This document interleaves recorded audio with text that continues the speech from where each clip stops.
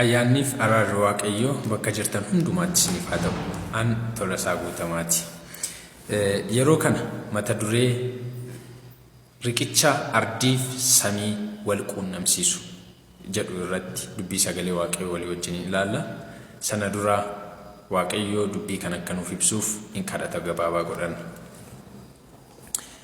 Guddaa baay'ee si galateeffanna, guddaa baay'ee sitti gammanna abbaa keenya.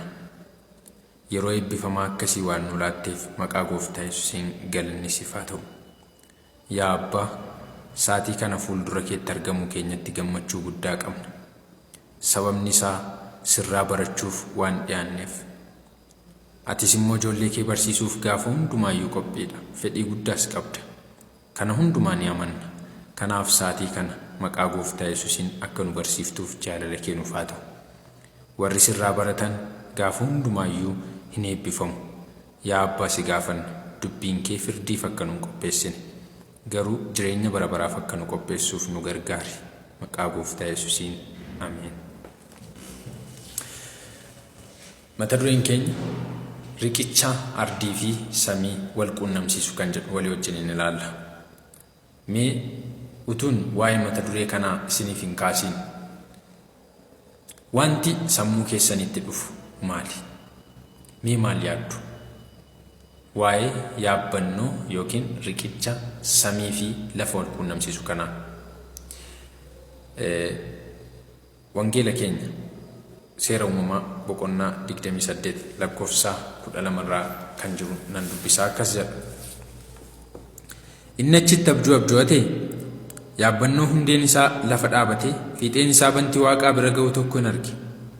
Kunoo ergamoonni Waaqayyoo isarra ol hin ba'u gadis hin bu'u turan jedha. Waaqayyo immoo isa gararraa dhaabatee, ani Waaqayyo Gooftaa isa kan Abrahaam abbaa keetii, Waaqayyo isa kan Yisihaaq lafa ati irra ciiftu kanas siif sanyii keetiifis nan kenna kan jedhu. Jechi kun Yaaqoobitti kan dubbatame yeroo ta'u, iddoo kanatti abjuu kana kan argaa jirus Yaaqoob mataa isaati jechuudha. Yaaqoob obboleessa isaa Esaawuu gowwomsuudhaan hangafummaa obboleessa isaa Esaawuu erga fudhatee booddee,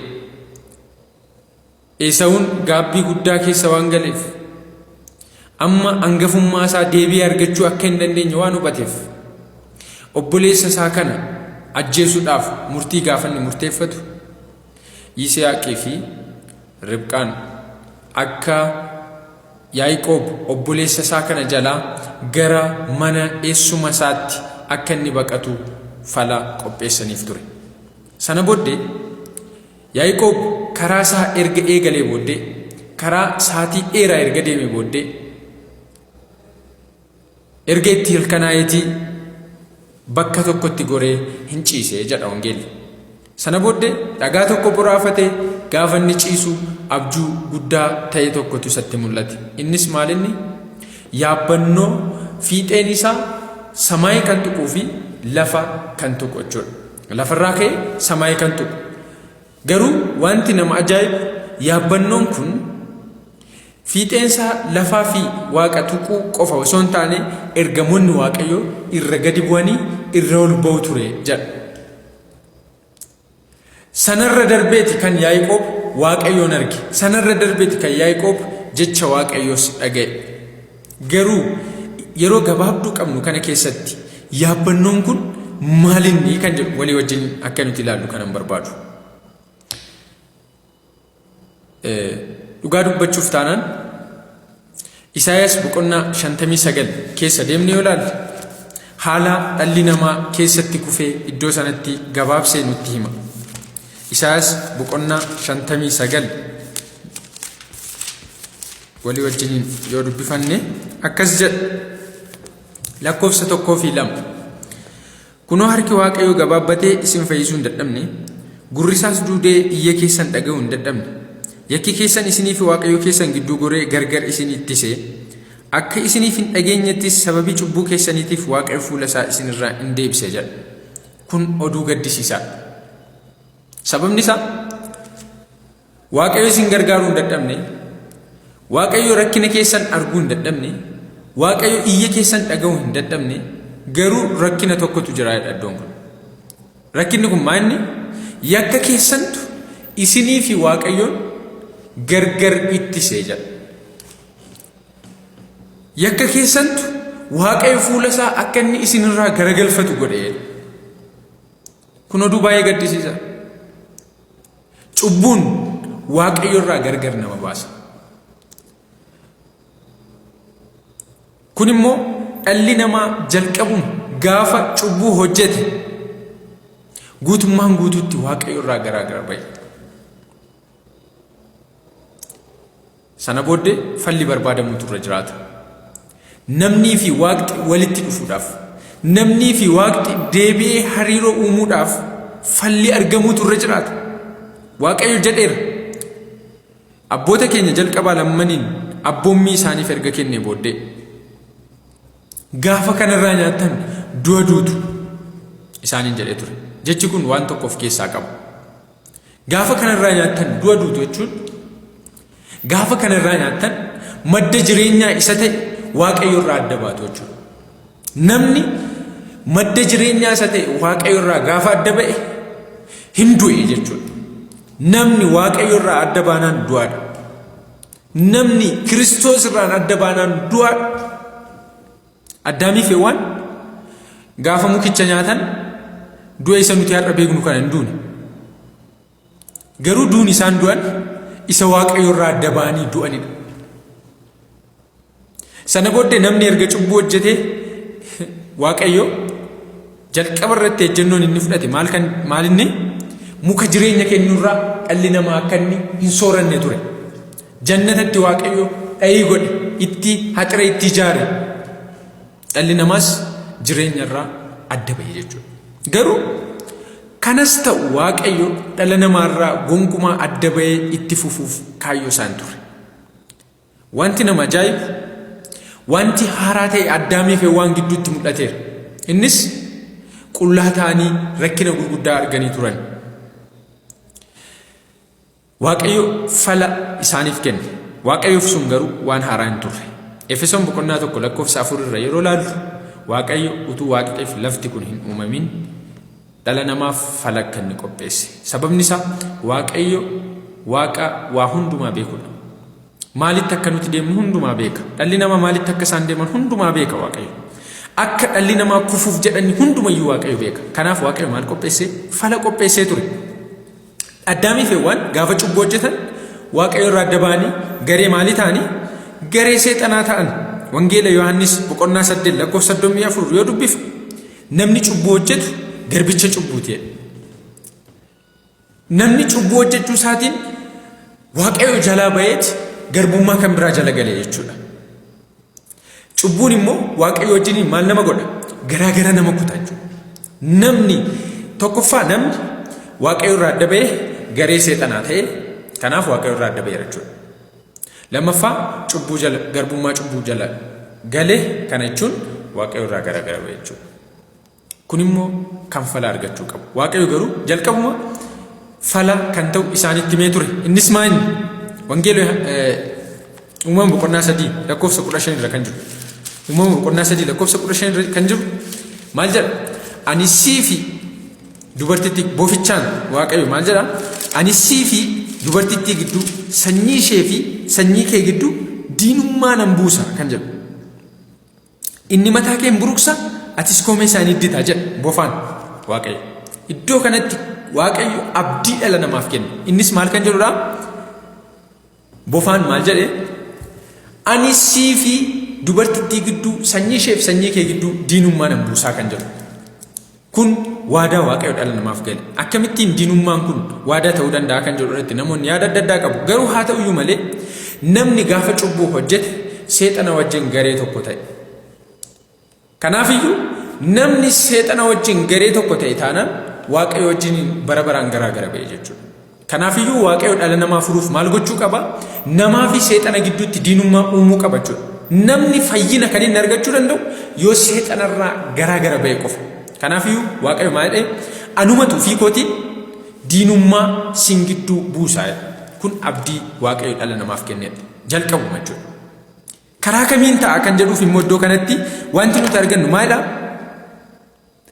Dubartittii fi si gidduu sanyii ishee fi sanyii kee gidduu kan jedhu diinummaa nan buusaa kan jedhu inni mataa kee buruqsa ati immoo koomee isaa iddita kan jedhu kallattiidhumaan iddoo kanatti Kiristoostu lallabame sanyii kan jedhame iddoo kanatti Kiristoos ture Kiristoos mataa boofaa akka inni buruqsu kun immoo fannoo irratti kan raawwate yeroo ta'u boofni immoo koomee isaa hin iddaa kan jedhu dhiphina Kiristoos dhala namaa furuuf keessa darbe hundumaa agarsiisa.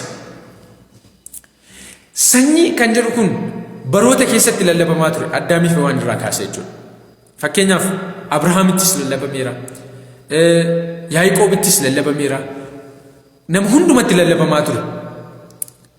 Kun immoo Galaatiyaa boqonnaa 3 lakkoofsa 16 ilaalle inni Abrahaamitti lallabame sanyii jedhame sun Kiristoos akka inni ta'e ibsa jechuudha. Kanaaf dhalli namaa Waaqayyo irraa garagara ba'e Waaqayyo garuu dhala namaa irraa garagara ba'uu hin barbaanne. Kanaafidha kan inni Yaaqoobitti abdii kana kan inni agarsiiseef. Yaabbannoon kun Kiristoosi. Yaabbannoon kun Kiristoosi. Kiristoosuma mataa isaatu hiikaa kana kenna. Wangeeloo Yohaannis boqonnaa 1 lakkoofsa 51 kan inni dhulaala. Wangeeloo Yohaannis boqonnaa 1 lakkoofsa 51. Akkas jedha. Kiristoos Niqoodimoosiin dhiifama. Kiristoos iddoo kanatti lakkoofsa 51tti akkas jedha Naatinaa'eliin itti dabalees dhugumaan isinitti hima Waaqa banamaa ergamoota Waaqayyoos ilma namaa irra utuu ol baanii gad bu'anii arguuf jirtu jedheen jedha. Kiristoos maal jedhe? Waaqa banamaa arguuf jirtu sana booddee maal kan ta'u ergamoonni Waaqayyoo irra ol baanii gadi otoo bu'anii arguuf jirtu isaaniin jedhe bartoota isaatiin.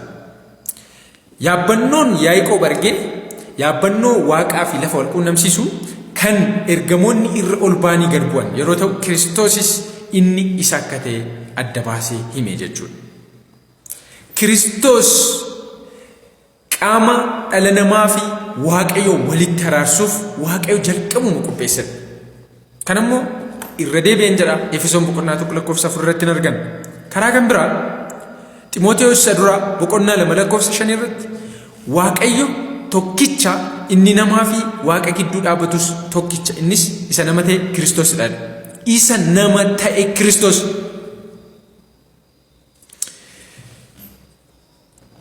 Wanti dirqama ta'e tokko jira. Innis maali? Kiristoos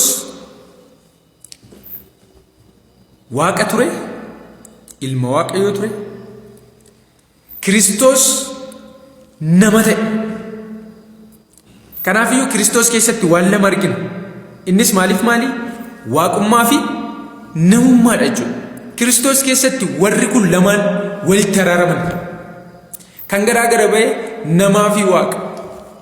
Kiristoos keessatti garuu namniif Waaqni ni araaraman jechuudha. Namnii fi Waaqni ni araaraman. Kanaafidha kan wangeelli keenya Waaqayyo Kiristoosii wajjin du'aa nu kaase isumaa wajjin samaayii keessatti iddoo nuuf kenne akka nuti jiraannus taasise kan Efesoon boqonnaa 2 lakkoofsa 5 irra kan jiru dhaqeen dubbisuu barbaada. Efesoon boqonnaa 2 lakkoofsa 5 irra akkas jedha nuyi irra daddarbaa keenyaan karaa hafuuraa du'oo taanee utuma jirru inni warra Kiristoosii wajjin jiraatan nu godhate isin ayyaana Waaqayyootiin fayyifamtan karaa Kiristoos Yesuus isumaa wajjin du'aa nu kaase isumaa wajjin bantii Waaqaa keessaa iddoo nuuf kenne nu teessises. Ameen. Karaa Kiristoos dhalli namaa carraa deebi'ee Waaqayyo wajjin araaramu argate. Karaa Kiristoos dhalli namaa sababii cubbuuf isa dhabee ture argama Waaqayyootti deebi'e jechuudha. Kanaaf barreessaan Ibrootaa kottaa ija jabina godhannaa jedha. Kottaa ija jabina boqonnaa 4 Ibroota boqonnaa 4 lakkoofsa 16 irratti 14 kaasee waan Yesuus dhala namaaf godhe erga kaa'ee booddee yeroo barbaachisetti akka nu gargaaraniif araara isaa fudhachuudhaaf ayyaana isaa argachuudhaaf kottaa ija jabinaan gara teessoo Waaqayyoo isa ayyaanaan guutuutti dhiyaannaa jedha. Ija jabaannaa jedha. Sababni isaa amma karaa Kiristoos maal qabna waan ta'eef ija jabina qabna waan ta'eef. Kanaaf Kiristoos Waaqaa fi nama walitti araarse. Yaabbannoon sun Kiristoosidha. Hubannoo adda ta'e Waaqayyo hunduma keenyaaf nuuf haa kennu. Eebbifamaa.